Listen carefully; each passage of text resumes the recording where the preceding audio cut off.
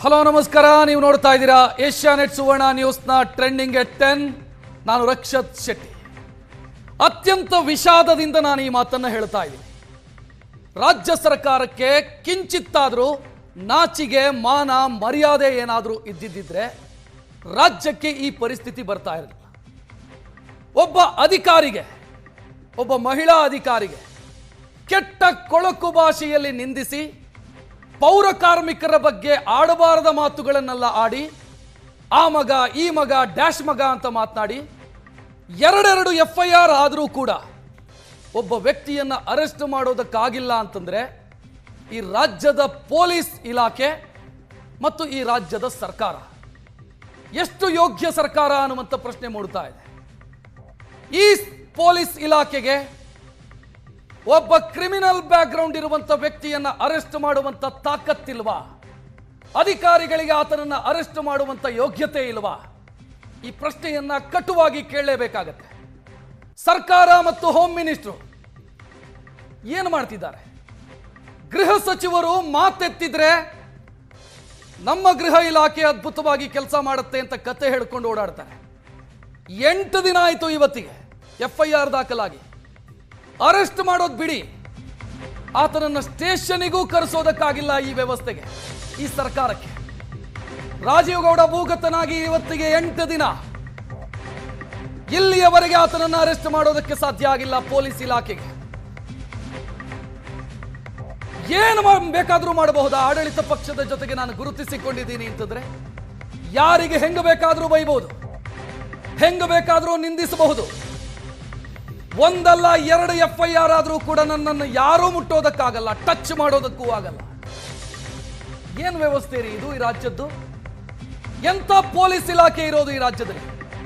ಅದಕ್ಷರು, ಅಯೋಗ್ಯರು ಇಲಾಖೆಯನ್ನು ಲೀಡ್ ಮಾಡ್ತಿದ್ದಾರಾ? ಹಂಗಿದ್ರೆ ನಾನು ಮತ್ತೆ ಮತ್ತೆ ಹೇಳ್ತಾ ಇದ್ದೀನಿ, ಇಷ್ಟು ಕಟುವಾದ ಶಬ್ದವನ್ನು ಬಳಸೋದಕ್ಕೆ ಕಾರಣ ಇದೆ. ವ್ಯಕ್ತಿಯೊಬ್ಬನ ಮೇಲೆ FIR ದಾಖಲಾಗಿ 8 ದಿನ ಆದರೂ ಕೂಡ ಆತನನ್ನ ಪತ್ತೆ ಹಚ್ಚೋದಕ್ಕಾಗಲ್ಲ. ಆ ವ್ಯಕ್ತಿ ಕೋರ್ಟಿಗೆ ಹೋಗ್ತಾನೆ, ನನ್ನ ವಿರುದ್ಧ ದಾಖಲಾಗಿರುವಂತ FIR ಅನ್ನು ಸ್ಕ್ವಾಶ್ ಮಾಡಿ ಅಂತ ಕೇಳ್ತಾನೆ, ಮತ್ತೊಂದು ಅರ್ಜಿ ಹಾಕೊಳ್ತಾನೆ, ಆಂಟಿಸಿಪೇಟರಿ ಬೇಲ್ ಕೊಡಿ ಅಂತ. ಕೋರ್ಟು ಉಗಿದು ಉಪ್ಪಿನಕಾಯಿ ಹಾಕತ್ತೆ. ಮಹಿಳೆಯ ಜೊತೆಗೆ ಮಾತನಾಡೋದು ರೀತಿ ನೀತಿನ ಅಂತ ಕೋರ್ಟು ಪ್ರಶ್ನೆ ಕೇಳುತ್ತೆ. ಏಕಸದಸ್ಯ ಪೀಠ ಇವತ್ತು ಆರ್ಡರ್ ರಿಸರ್ವ್ ಮಾಡಿದ್ದಾರೆ ಆತನ FIR ಸ್ಕ್ವಾಶ್ ಕೇಳಿದಂತ ಅರ್ಜಿಗೆ ಸಂಬಂಧಿಸಿ. ಈ ವ್ಯವಸ್ಥೆಯ ಬಗ್ಗೆ ನನಗೆ ಪ್ರಶ್ನೆಗಳು ಹೇಳುತ್ತೆ. ಅರೆಸ್ಟ್ ಮಾಡೋದಕ್ಕೆ ಯೋಗ್ಯರಾಗಿಲ್ಲ ಪೊಲೀಸರು ಅಂತಂದ್ರೆ ನಿಮ್ಮ ಪೊಲೀಸ್ ಸ್ಟೇಷನ್ನ ಮೇಲೆ ಬೋರ್ಡ್ ಹಾಕೋದು ಒಳ್ಳೆಯದು. ನಾವು ಕೈಲಾಗದವರು, ನಾವು ಅಸಹಾಯಕರು, ನಮ್ಮಿಂದ ಆಡಳಿತ ಪಕ್ಷದ ಜೊತೆಗೆ ಯಾರಾದರೂ ಗುರುತಿಸಿಕೊಂಡವರ ಮೇಲೆ ಕೇಸ್ ಆದ್ರೆ ಅರೆಸ್ಟ್ ಮಾಡೋದಕ್ಕಾಗಲ್ಲ, ಆಡಳಿತ ಪಕ್ಷದ ಜೀತ ಮಾಡ್ತಾ ಇದ್ದೀವಿ ನಾವು, ಈ ಬೋರ್ಡ್ ಹಾಕೊಳ್ಳಿ. ನೀವು ಕೈಲಾಗದವರ ರಾಜ್ಯದ ಪೊಲೀಸ್ ಇಲಾಖೆ ಹಂಗಿದ್ರೆ ರಾಜ್ಯದ ಪೊಲೀಸ್ ಇಲಾಖೆ ಅಷ್ಟೊಂದು ಹದಗೆಟ್ಟು ಹೋಗಿದೆಯಾ? ಅಯೋಗ್ಯ ಸ್ಥಿತಿಯಲ್ಲಿದೆಯಾ? ಈ ಪ್ರಶ್ನೆಗಳಿಗೆಲ್ಲ ಉತ್ತರ ಕೊಡಬೇಕಾಗತ್ತೆ ಆಡಳಿತ ಪಕ್ಷವಾಗಿ, ಸರ್ಕಾರವಾಗಿ, ಹೋಮ್ ಮಿನಿಸ್ಟರ್. ಒಬ್ಬ ಮಹಿಳಾ ಅಧಿಕಾರಿಗೆ ಹೆಂಗ ಬೇಕಾದರೂ ಬೈಬಹುದಾ? ಅವಾಚ್ಯ ಶಬ್ದಗಳಿಂದ ಕೆಟ್ಟ ಕೊಳಕು ಭಾಷೆ. ನಾನು ಈ ರಾಜೀವ್ ಗೌಡ ಅವರ ಅಫಿಡವಿಟ್ ಚೆಕ್ ಮಾಡ್ತಾ ಇದ್ದೆ. ಎಲೆಕ್ಷನ್ ಸಂದರ್ಭದಲ್ಲಿ ಸಲ್ಲಿಸಿರುವಂತಹ ಅಫಿಡವಿಟ್ ಒಂದಲ್ಲ ಎರಡಲ್ಲ 7 ಕ್ರಿಮಿನಲ್ ಕೇಸುಗಳಿದ್ದಾವೆ. 7. ಈ ಕ್ರಿಮಿನಲ್ ಕೇಸುಗಳು ಯಾವುದು? ಸೇಮ್ ಸಿಮಿಲಿಯರ್ ಕೇಸುಗಳು. ಮಹಿಳೆಯ ಘನತೆಗೆ ಧಕ್ಕೆ ತಂದಿರೋದು, ಅವಾಚ್ಯ ಶಬ್ದಗಳಿಂದ ನಿಂದಿಸಿರೋದು, ಗಲಾಟೆ ಮಾಡಿರೋದು, ಇಂಥ ಕೇಸುಗಳಿದ್ದಾವೆ 7. ಇದು 2 ಸೇರಿದ್ರೆ 9. ಈ ಮಧ್ಯದಲ್ಲಿ ಬೇರೆ ಎಷ್ಟು ಕೇಸ್ ಆಗಿದೆ ಅಂತ ನನಗೆ ಗೊತ್ತಿಲ್ಲ. ನಾನು ಅಫಿಡವಿಟ್ಟು ಪ್ಲಸ್ ಈ 2 ಕೇಸುಗಳನ್ನ ನೋಡಿ ಹೇಳ್ತಾ ಇದ್ದೀನಿ. ಹೆಂಗೋ ಮಾತನಾಡೋದು. ಯಾರೀತ? ಯಾವುದೋ ಒಂದು ಚಲನಚಿತ್ರದ ಬ್ಯಾನರ್ ಹಾಕಿದ್ರಂತೆ, ಅದನ್ನು ತೆಗೆಸಿದ್ರಂತೆ. ತೆಗೆಯೋದಕ್ಕೆ ಸೂಚನೆ ಕೊಟ್ಟಂತ ಪೌರಾಯುಕ್ತಗೆ ಬಾಯಿಗೆ ಬಂದಾಗ ಮಾತನಾಡೋದು. ತೆಗೆದಂತ ಬಡಪಾಯಿ ಕಾರ್ಮಿಕರು, ಪೌರ ಕಾರ್ಮಿಕರು, ಅವ್ರ ಬಗ್ಗೆನೂ ಬಾಯಿಗೆ ಬಂದಾಗ ಮಾತನಾಡೋದು. ಇಷ್ಟೆಲ್ಲ ಮಾಡಿನೂ ಈ ವ್ಯವಸ್ಥೆಗೆ ಅರೆಸ್ಟ್ ಮಾಡೋದಕ್ಕಾಗಲ್ಲ. ನಾನು ಕಾನೂನಿನ ಸ್ಪಷ್ಟ ಅರಿವು ನನಗಿದೆ. ಈ ಕೇಸಲ್ಲಿ ರಾಜೀವ್ ಗೌಡಗೆ ಗಲ್ಲು ಶಿಕ್ಷೆ ಆಗತ್ತೆ ಅಂತ ನಾನು ಹೇಳ್ತಿಲ್ಲ. ಆದರೆ ಬಿಸಿ ಮುಟ್ಟಿಸಬೇಕು ತಾನೆ ಈ ವ್ಯವಸ್ಥೆ. ಏನೇ ಮಾಡಿದ್ರು ನಾನು ದಕ್ಕಿಸ್ಕೊಳ್ತೀನಿ ಅಂತಂದ್ರೆ, ಏನೇ ಮಾಡಿದ್ರು ನಾನು ಹೇಗೆ ಬೇಕಾದರೂ ಇರಬಹುದು ಅಂತಂದ್ರೆ, ನಾಳೆ ಇನ್ನೊಂದು ಕಡೆ ಆಗುತ್ತೆ. ಶಿಡ್ಲಘಟ್ಟದಲ್ಲಾಗಿದ್ದು ನಾಳೆ ಬೀದರಲ್ಲಾಗುತ್ತೆ. ನಾನು ಕಾಂಗ್ರೆಸ್ ಜೊತೆಗೆ ಗುರುತಿಸಿಕೊಂಡವನ್ರಿ, ನಾನು ಆಡಳಿತ ಪಕ್ಷದವನು, ಡ್ಯಾಶ್ ಮಗ ಅಂತ ನಾನು ಮಾತನಾಡಬಹುದು, ಆ ಮಗ ಈ ಮಗ ಅಂತ ನಾನು ನಿಂದಿಸಬಹುದು. ನನ್ನನ್ನು ಯಾರು ಹಿಡಿಯೋರು? ಈ ಮನಸ್ಥಿತಿನ ಕಾಂಗ್ರೆಸ್ ನಾಯಕರು ಮೈಕ್ ಕೊಟ್ಟರೆ ಭಾಷಣಗಳನ್ನು ಮಾಡ್ತಾರೆ. ಬಹಳ ಜನ ಅಲ್ಲಿ ಊರಿಗೆ ಬುದ್ಧಿ ಹೇಳುವಂತ ಸಚಿವರುಗಳಿದ್ದಾರೆ. ಎಲ್ಲೋ ವೆನಿಜುಲಾದಲ್ಲಾದಂಥ ಇನ್ಸಿಡೆಂಟ್ ಬಗ್ಗೆ ಮಾತನಾಡ್ತಾರೆ, ಅಮೆರಿಕದಲ್ಲೇನೋ ಆದರೂ ಮಾತನಾಡ್ತಾರೆ, ಅಮೆರಿಕದಲ್ಲೇನೋ ಆದರೂ ಮೋದಿ ಕಾರಣ ಅಂತ ಇಲ್ಲಿ ಲಿಂಕ್ ಮಾಡ್ತಾರೆ. ಇವ್ರದ್ದೆಲ್ಲ ಇವತ್ತು ನಾಳೆಗೆ ಸತ್ತು ಹೋಗಿದ್ಯಾ? ಬಾಯಿ ಬಿದ್ದು ಹೋಗಿದ್ಯಾ? ಏನಾಗಿದೆ? ಉತ್ತರ ಕೊಡಬೇಕು ತಾನೇ ಮಿನಿಸ್ಟರ್ಗಳು. ಯಾರು ರಕ್ಷಣೆ ಮಾಡ್ತಾ ಇದ್ದೀರಿ? ನೀವೇ ತಾನೇ ರಕ್ಷಣೆ ಮಾಡ್ತಾ ಇರೋದು.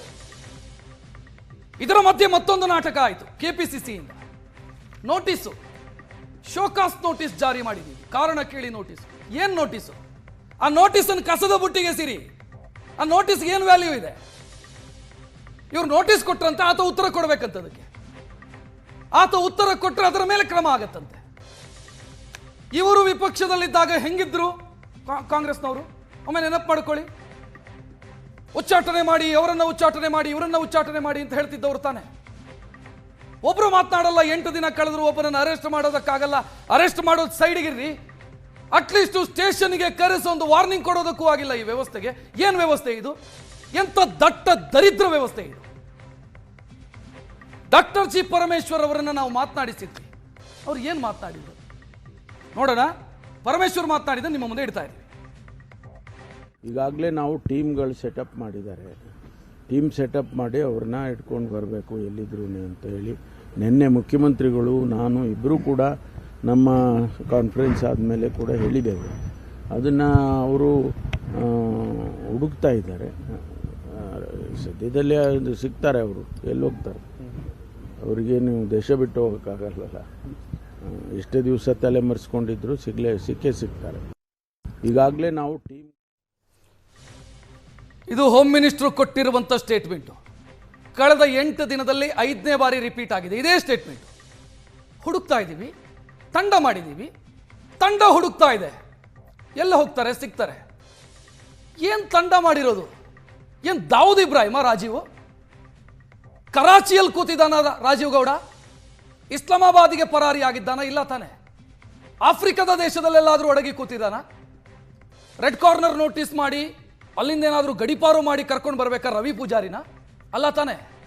ನಿಮ್ಮ ಪಾರ್ಟಿಯ ಲೀಡರು, ಕೆಪಿಸಿಸಿಯ ಸಂಯೋಜಕ. 2 ತಂಡಗಳನ್ನು ಮಾಡಿದ್ದೀವಿ. ತಂಡಗಳು ಹುಡುಕ್ತಾ ಇದ್ದಾವೆ. ಏನು ಸಕಲೇಶ್ಪುರದ ಅರಣ್ಯದಲ್ಲಿ ಕಾಡಾನೆಯನ್ನು ಹುಡುಕೋದ ನೀವು?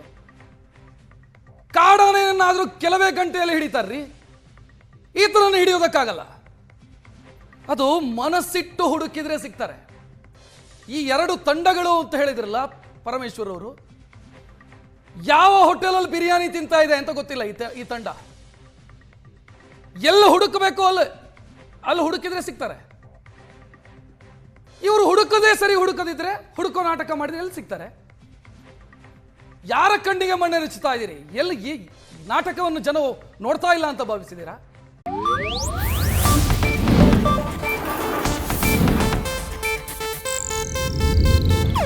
ಇದು ಏಷ್ಯಾನೆಟ್ ನ್ಯೂಸ್ ನೆಟ್ವರ್ಕ್ ಪ್ರಸ್ತುತಿ.